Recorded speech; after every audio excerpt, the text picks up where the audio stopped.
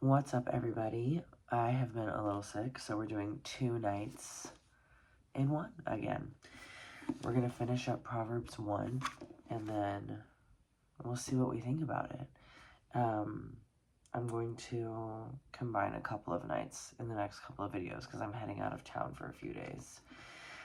But we're going to get through this all. So we left off at Proverbs 7, so I'm going to start at Proverbs 8 and finish all of Proverbs 1 verse 8, and I'm going to finish Proverbs 1, okay?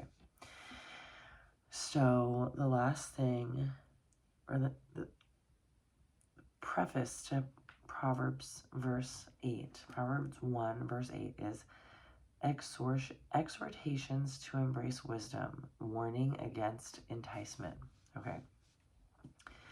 Listen, my son, to your father's instruction. Do not forsake your mother's teaching. They will be a garland to grace your head and a chain to adorn your neck. My son, if sinners entice you, do not give in to them. If they say, come along with us, let's lie in wait for someone's blood. Whoops.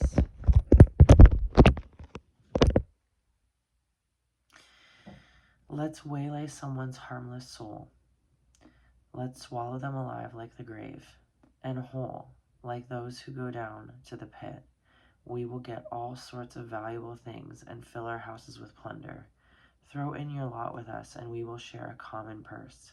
My son, do not go along with them. Do not set foot on their paths. For their feet rush into sin, and they are swift to shed blood. How useless to spread a net in full view of all the birds. These men lie in wait for their own blood. They waylay only themselves. Such is the end of all who go after ill-gotten gain. It takes away the lives of those who get it. Snaps to that. I love the first verse. Listen, my son, to your father's instruction, and do not forsake your mother's teaching. I'm going to read that to my child tomorrow. That's a good one.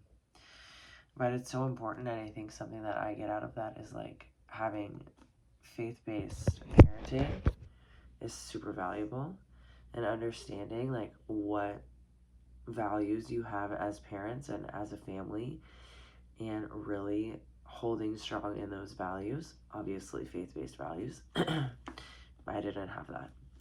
I had right and wrong parents, but no guide for that, just, you know, moral guidance, obviously.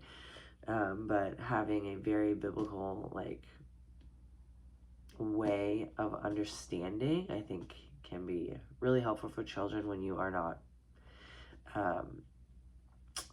when you're teaching them in a well-rounded, kind, respectful way.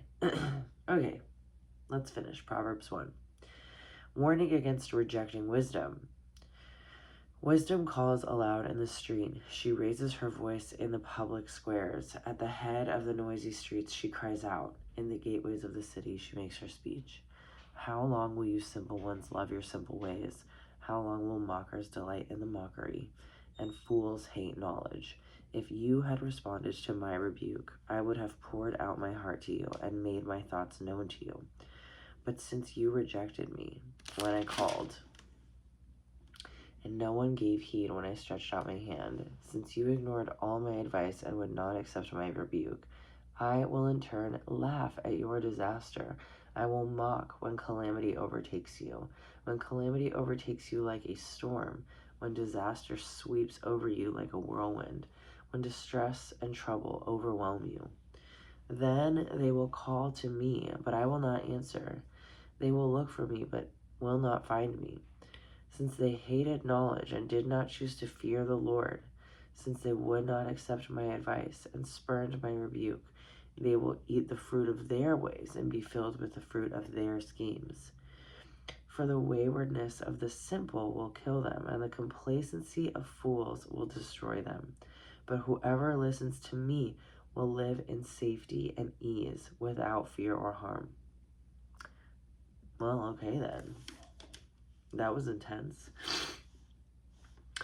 Something that I have really felt, though, that last sentence really spoke to me. Like, since I have started going to church and praying, I have felt so much less anxious and so much more just trusting in God for guidance and putting me exactly where I need to be, and knowing that where I am is exactly where I'm supposed to be, and not stressing out about the things that I cannot control. So I like that. I like that last line. Whoever listens to me will live in safety and be at ease without fear or harm. I love it. I think these poems are great. Just a nice way to get really clear guidance. I really, really liked the first part that we read. That was really good. So important. I wish I had guidance like this as a child, so I would have made some better choices in my teen and young adult years. And that's all I'm going to say about that.